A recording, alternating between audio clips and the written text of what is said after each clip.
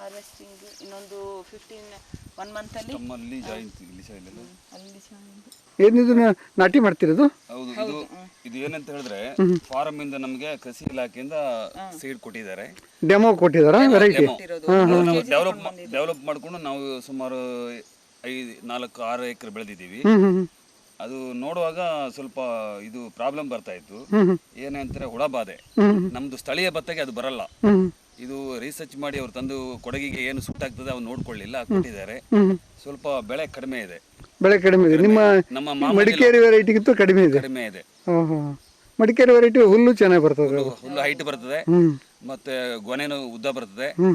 ಇದು ಈಲ್ಡ್ ಚೆನ್ನಾಗಿದೆ, ಬಟ್ ಕಾಯಿಲೆ ಬೀಳ್ತದೆ, ಬೆಂಕಿ ರೋಗ ಬರ್ತದೆ.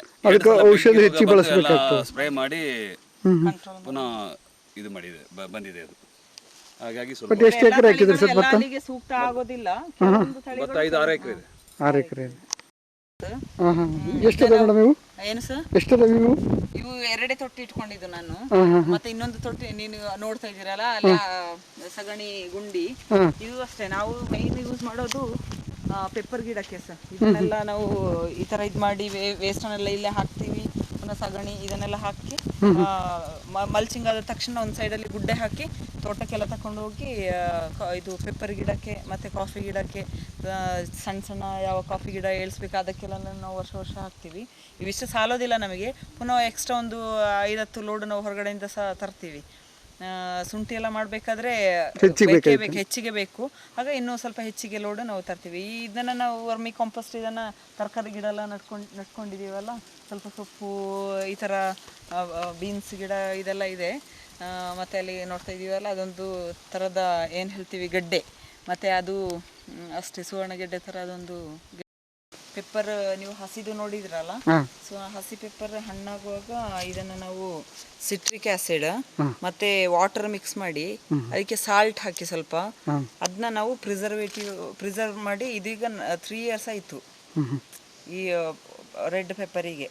ಸೊ ಇದನ್ನು ನಾವು ಈ ಥರ ಸಾಕಲ್ಲ ಬಾಟ್ಲಲ್ಲಿ ಇದು ಮಾಡಿ ಗ್ರಾಮ್ಸ್ ಲೆಕ್ಕದಲ್ಲೆಲ್ಲ ಇದು ಮಾಡಿದರೆ ಮಾರ್ಕೆಟ್ ಮಾಡ್ತೀವಿ, ಕೆಜಿ ಲೆಕ್ಕದಲ್ಲಿ ಮಾರ್ಕೆಟ್ ಮಾಡ್ಬೋದು. ಸೊ ಇದಕ್ಕಿಂತ ಪೆಪ್ಪರಿಗಿಂತ ರೆಡ್ ಪೆಪ್ಪರಿಗೆ ಸ್ವಲ್ಪ ರೇಟ್ ಜಾಸ್ತಿ ಇರ್ತದೆ. ಎಕ್ಸ್ಪೋರ್ಟ್ ಸಹ ಮಾಡ್ತಾರೆ ಇದನ್ನು. ಸೊ ಈ ಥರ ಸ್ಟೆಮ್, ಇದು ಬಾಳೆಹಣ್ಣದು ಸ್ಟೆಮ್ಮನ್ನು ಸಹ ಅಷ್ಟೇ ಸಿಟ್ರಿಕ್ ಆ್ಯಸಿಡ್, ವಾಟರ್ ಮತ್ತು ಸಾಲ್ಟ್ ಹಾಕಿ ಅದನ್ನ ಸೂಡೋ ಸ್ಟೆಮ್ ಅಂತ ಹೇಳ್ತೀವಿ. ಚಿಕ್ಕದಾಗಿ ಕಟ್ ಮಾಡಿ ಅದು ಈ ಥರ ಪ್ರಿಸರ್ವ್ ಮಾಡಿದರೆ ವೈಟಾಗಿನೇ ಇರ್ತದೆ, ಮತ್ತು ಅದನ್ನ ನಾವು ಪಿಕ್ಕಲ್ ಮತ್ತು ಸಾರಿಗೆಲ್ಲ ಆ ಸೂಡೋ ಸ್ಟೆಮ್ನ ಯೂಸ್ ಮಾಡ್ಬೋದು. ಸೊ ಇದೊಂದು ಇದ್ರದ್ದು ಕೋಕಮ್ಮ ಹಣ್ಣಾದ ತಕ್ಷಣ ಅದನ್ನ ನಾವು ಎಲ್ಲ ತಂದು ಸ್ಟಾಕ್ ಮಾಡಿ ಅದರಿಂದ ಫರ್ಮೆಂಟೇಷನ್ ಥರ ಮಾಡುವಾಗ ಫುಲ್ ನೀರು ಥರ ಬರ್ತದೆ. ಆ ನೀರನ್ನ ನಾವು ದೊಡ್ಡ ಬೇಸಿನಲ್ಲಿ ಕಾಯಿಸಿ ಆಗುವಾಗ ಕುದಿಸಿ ಅದು ಒಂದು 20 ಲೀಟರ್ಸ್ ವಾಟರ್ ಬಂದು ಕುದಿಸಿ ಆಗುವಾಗ ಒಂದು ಬಾಟ್ಲ್ ಇಷ್ಟು ಆಗುತ್ತೆ. ಈ ಥರ ಕಲರ್ ಸಹ ಬ್ಲ್ಯಾಕ್ ಆಗಿ ಬರುತ್ತೆ. ಸೊ ಇದು ಟೇಸ್ಟಲ್ಲಿ ತುಂಬ ಹುಳಿ ಇರ್ತದೆ. ಇದನ್ನ ನಾವು ಕೊಡಗಲ್ಲಿ ಜಾಸ್ತಿ ನಾನ್ ವೆಜ್ ಐಟಮ್ಸ್ ಮಾಡಿದರೆ, ಚಿಕನ್, ಪೋರ್ಕ್ ಮತ್ತು ಫಿಶ್ ಎಲ್ಲ ಇದು ಮಾಡಿದರೆ ಇದನ್ನು ಸೇರಿಸಿ ಮಾಡ್ತೀವಿ. ಸೊ ಇದು ಒಂದು ಸ್ಪೈಸ್ ಥರನೇ. ಸೊ ತುಂಬ ಟೇಸ್ಟಿಯಾಗಿ ಇರುತ್ತೆ, ಸ್ಪೆಷಲ್ ಫ್ಲೇವರ್ ಇರುತ್ತೆ ಈ ಕಾಚಂಪುಳಿಗೆ. ಹುಳಿಗೆ ಬದಲಾಗಿ ಬಳಸ್ಬೋದು. ಹೌದು. ಸೊ ಇದು ತುಂಬ ಆಯುರ್ವೇದಿಕ್ ವ್ಯಾಲ್ಯೂಸ್, ಮೆಡಿಸಿನಲ್ ವ್ಯಾಲ್ಯೂಸ್ ಸಹ ಇದೆ ಇದಕ್ಕೆ. ಸೊ ಮತ್ತು ಗ್ಯಾಸ್ಟ್ರಿಕ್ ಇಂಥದಕ್ಕೆಲ್ಲ ಸ್ವಲ್ಪ ಕಂಟ್ರೋಲ್ ಇರೋ ಥರ, ಮತ್ತು ಬೇರೆ ಬೇರೆ ಆಯುರ್ವೇದಿಕ್ ಪ್ರಾಡಕ್ಟ್ಸಿಗೆ ಸಹ ಇದನ್ನು ಯೂಸ್ ಮಾಡ್ತಾರೆ. ಇದನ್ನು ಮಾರಾಟ ಮಾಡ್ತೀವಿ ನಾವು. ಒಂದು ವರ್ಷಕ್ಕೆ ನನಗೆ ಇದೊಂದು 50 to 60 ಲೀಟರ್ಸ್ ಸಿಗುತ್ತೆ. ಸೊ ನಾನೇನು ಮಾಡ್ತೀನಿ ಅಂತ ಹೇಳಿದರೆ, ಬೇರೆಯವ್ರ ತೋಟದಿಂದ ಸಹ ತಂದು ನಾನು ನಮ್ಮ ಇದೆಲ್ಲ ಮಾಡುವಾಗ ಅದ್ರ ಜೊತೆಗೆ ಇದನ್ನು ಸಹ ಮಾಡಿ ಈ ಥರ ಯಾವಾಗ ನನಗೆ ಮಾರ್ಕೆಟಲ್ಲಿ ವ್ಯಾಲ್ಯೂ ಇದೆ ಅಂತ ಅನಿಸುತ್ತೆ ಆಗ ಮಾರ್ಕೆಟ್ ಇದನ್ನು ವರ್ಷ ಇದನ್ನು ಇಟ್ಕೊಳ್ಳೋದಿದ್ರೆ ಸಹ ಒಂದು 4-5 ವರ್ಷ ಇಟ್ಟರು ಏನು ಇದು ಕೆಡೋದಿಲ್ಲ, ಏನಿಲ್ಲ. ಪ್ಯೂರ್ಲಿ ಆರ್ಗ್ಯಾನಿಕ್, ಇದರಲ್ಲಿ ಏನು ನಾವು ಆ್ಯಡ್ ಮಾಡೋದಿಲ್ಲ. ನೀರು ಏನು ಸಿಗುತ್ತೆ ಅದನ್ನು ಕುದಿಸಿ ಈ ಥರ ಡೈಲ್ಯೂಟ್ ಮಾಡಿ ಕಾನ್ಸಂಟ್ರೇಟ್ ಮಾಡಿ ಇಡೋದಲ್ಲದೆ ತುಂಬ ಇಡೋದ್ರಿಂದ ಇದು ತುಂಬ ಆರ್ಗ್ಯಾನಿಕ್. ಒಂದು ಬಾಟಲ್ಗೆ ಎಷ್ಟು ಮಾರಾಟ ಮಾಡ್ತೀರಿ ಮೇಡಮ್? ಇದು ಮಾರ್ಕೆಟ್ ವ್ಯಾಲ್ಯೂ ಒಳ್ಳೆ ವ್ಯಾಲ್ಯೂಸ್ ಇದ್ದರೆ ಇದಕ್ಕೆ ನಮಗೆ ಒಂದು 700 ರುಪೀಸ್ ಸಿಗ್ಬೋದು ಸರ್. ಈಗ ಪ್ರೆಸೆಂಟ್ ನಮಗೆ ಕೊಡಗಲ್ಲಿ ಏನು ಅಂತ ಹೇಳಿದ್ರೆ ತುಂಬಾ ಈಲ್ಡ್ ಇದ್ದ ವರ್ಷಕ್ಕೆ ವ್ಯಾಲ್ಯೂ ರೇಟ್ ಕಮ್ಮಿ ಆಗತ್ತಲ್ಲ. ಸೊ ಇದಕ್ಕೆ ಈ ವರ್ಷ ಒಂದು 450 to 500 ರುಪೀಸ್, 600 ರುಪೀಸ್ ಆ ಥರ ಎಲ್ಲ ಇದೆ. ಇದು ಸೀಸನಲ್ಲಿ, ಮದುವೆ ಸೀಸನ್ ಅದು ಇದೆಲ್ಲ ಬಂದರೆ ತುಂಬ ಜಾಸ್ತಿ ಇರುತ್ತೆ ರೇಟ್. ಇದು ಶುಗರ್ ಕೇನ್ ಅಲ್ಲಿ ಮಾಡಿರೋದು ಇದು? Sugarcane wine.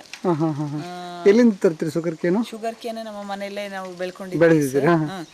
Sugar cane, lychee, sapota, chikoo sapota, pineapple, ಮತ್ತೆ ಬೇರೆ ಬೇರೆ ಬನಾನಾ. ಇದನ್ನ ಯಾವ ರೀತಿ ಮಾಡೋದು ಮೇಡಮ್ ಇದು? ಇದನ್ನೆಲ್ಲ ಏನು ಅಂತ ಹೇಳಿದ್ರೆ ಯಾವ ಫ್ರೂಟ್ಸ್ ಸಿಕ್ಕಿದ್ರು ಎಲ್ಲದರಲ್ಲೂ ನಾನು ಮಾಡ್ತೀನಿ. ಮಿಕ್ಸ್ಡ್ ಫ್ರೂಟ್ ಅಲ್ಲಿ ಸಹ ಮಾಡ್ತೀನಿ. ವೈನ್ ಮಾಡ್ಬೇಕಾದ್ರೆ ಏನ್ ಮಾಡ್ಬೇಕು ಅಂತ ಹೇಳಿದ್ರೆ ಎಲ್ಲ ಕಿತ್ತು ತಂದು ನೀಟಾಗಿ ವಾಶ್ ಮಾಡಿ ಅದನ್ನ ನಾವು ಫರ್ಮೆಂಟೇಶನ್ ಮಾಡಿ ಅದಕ್ಕೆ ಅಷ್ಟೇ ಏನ್ ಹಾಕೋದಿಲ್ಲ. ಶುಗರ್ ಮತ್ತೆ ಸ್ವಲ್ಪ ವೀಟ್, ಸ್ವಲ್ಪ ರಾಗಿ, ಮತ್ತೆ ಫರ್ಮೆಂಟೇಶನ್ಗೆ ಸ್ವಲ್ಪ ಹಳೆ ವೈನ್ ಯೂಸ್ ಮಾಡ್ತೀವಿ. ಒಂದು 22 days ಇಟ್ಟು ಅದನ್ನ ಓಪನ್ ಮಾಡಿ ಎಲ್ಲ ಸ್ವಲ್ಪ ಶುಗರ್ ಟೇಸ್ಟಿಗೆ ಬೇಕಾದ್ರೆ, ವಾಟರ್ ಬೇಕಾದ್ರೆ ಎಲ್ಲ ಆ್ಯಡ್ ಮಾಡಿ ಈ ಥರ ಬಾಟ್ಲಲ್ಲಿ ಪ್ರಿಸರ್ವ್ ಮಾಡಿದರೆ ನಮ್ಮ ಪ್ರತಿಯೊಂದು ಕೊಡಗಲ್ಲಿ ಏನು ಅಂತ ಹೇಳಿದ್ರೆ ಪ್ರತಿ ಫಂಕ್ಷನ್ಗೆ ನೆಂಟರು ಮನೆಗೆ ಬಂದರೆ, ನಮ್ಮಲ್ಲೇ ಅಷ್ಟೇ ಈಗ ಗೆಸ್ಟ್ ಆಗಿ ಬಂದರೆ ಎಲ್ಲರಿಗೂ ಸಹ ನಾವು ಇದನ್ನು ಕೊಟ್ಟೇ ಟ್ರೀಟ್ ಮಾಡ್ತೀವಿ. ಅಂದರೆ wines, homemade wines of Kodagu famous. Chocolates ಎಲ್ಲ ಎಷ್ಟು ಫೇಮಸ್ ಇದೆ ಆ ಥರ ವೈನ್ಸ್ ಸಹ ಫೇಮಸ್. ಇದು ನಿಮ್ಮ ಸಂಸ್ಕೃತಿಯ ಭಾಗ, ಇದು ಒಂದು ಭಾಗ ಥರಾನೇ. ಸೊ ಇಲ್ಲಿ ಸ್ವಲ್ಪ ಹಾಟ್ ಈ ವೈನ್ ಇದು ಎಲ್ಲ ಒಂದು ಟ್ರೆಡಿಷನಲ್ ಆಗಿಬಿಟ್ಟಿದೆ ಅಲ್ಲ. ಸೊ ಸಾಧಾರಣ ಎಲ್ಲ ಗೃಹಿಣಿಯರು ಸಹ ಮಾಡ್ತಾರೆ.